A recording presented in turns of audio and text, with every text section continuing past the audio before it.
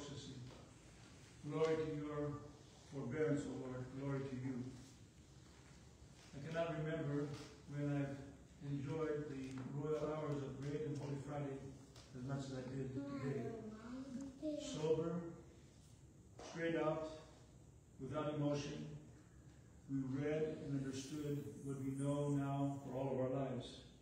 That Christ was crucified for our salvation, for our sins, and that he rose from the grave for eternal salvation. For those who believe in him, for those who follow his commandments, for those who are baptized in the name of the Trinity, and for those who stay the course of patient repentance. Today I'm very grateful that we had two young men, Trey and Justin, who were our readers. It's not a small thing, believe me. There are a lot of churches throughout the whole world that are today also reading these royal hours. But personally, I was quite moved when these two young men showed up this morning to help us here at a very, very small sort of mission parish of the Holy Trinity in a place called Ruston, Louisiana. It may not be known to many people, but it is known very, very well to God. And his grace comes to us this day. And he came to me in the form of these two young men showing up to help read this morning. They were here again last night. They're just 19 and 23, I believe. And they came last night and assisted me in the altar and the chanting also. It's a great testament to the woes of the day that young men are frivolous, uncaring, indifferent, slothful. Not here. Today and last night, I saw two young men of deep faith and who want to learn.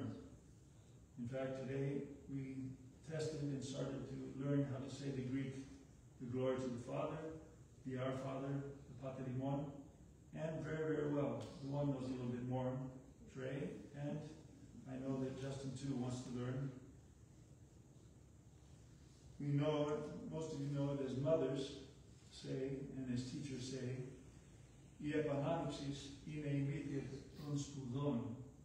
repetition is the mother of learning. And that's how we will continue to learn in our lives, by repetition. The hymns today, all of the readings from the prophecies, all of the readings from the epistles, and all the gospel readings refer over and over again to both and all the same things. To the suffering of our Savior on the cross, to his speechlessness in receiving that buffeting and the whippings and the spittings for our sake. He endured all of those things. We hear it over and over and over again. That's why we read interchangeably the original Greek and the translations, whatever translation you like, because it's repetition. Repeating over and over again so we will get it good in our hearts and know that he did these things for our sakes. We know that he was, and we've heard so many times, given over and betrayed by Judas with the 30 pieces of silver. And that is why on Wednesdays, throughout the whole entire year, we fast on Wednesdays. It is a sober and serious day every Wednesday.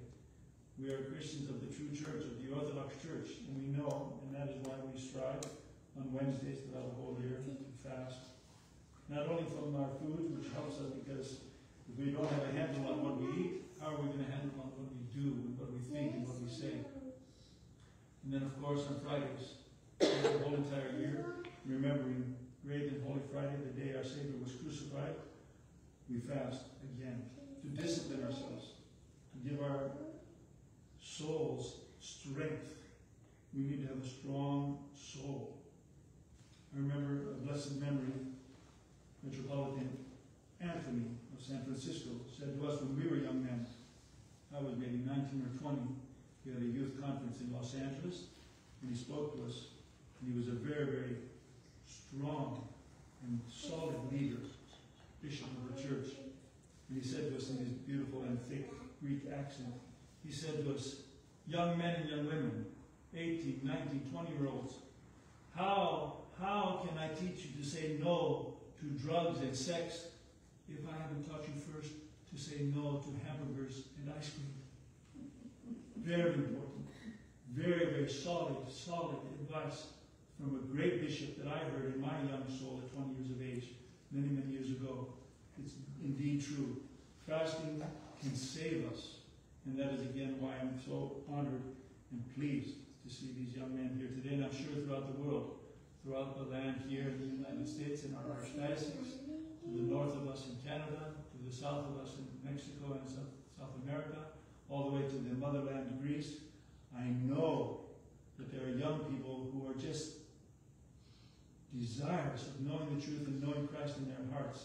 And that is why we are pleased, and that is why the church, given to us by Christ, the gates of hell which will not prevail against, we are here. May we rejoice. May we remember this thought about repetition, that it is the mother of learning, so that we continually, throughout the coming days, throughout the year, continue to search the Scriptures to understand who Christ is, continue to do prayers over and over again. How many times today we said the Pater Imon, the Our Father? We must have said it 15 times. Get that deep into our hearts. Make that a prayer of every day. When you wake up, say the Pater Imon. One day say it in Greek, the other day say it in English. At night, before you go to bed, standing by your bed, say again the Pater Imon, the Our Father. Talk to God. He is our Father, and we're all one in Him. And when we say the Our Father, which is the prayer that our Savior taught His very disciples when they asked how, Lord, should we pray, He taught them the Pater Imon. And they said it over and over and over again, as we do throughout their lives, until they were martyred, of course, for Christ's sake. And we continue to say the Our Father each and every day, as repetition will teach us what it really, really means. There was one great saint of the church, I think it was Saint Agathon. He would say the prayer of the Pater Imon, the Our Father, every night, just once. And it would take him from sunset to sunrise to say it one time. Think of that for a moment, if you will. One time to say the Pater Imon, from sunset to sunrise. That is how deep and how secure and desirous was his faith in God. So with that, I wish everyone, and today for the Apokathirosis, and tonight for the Epitaph of Ephrema, that we will sing those beautiful, beautiful hymns that are just filling our hearts with joy.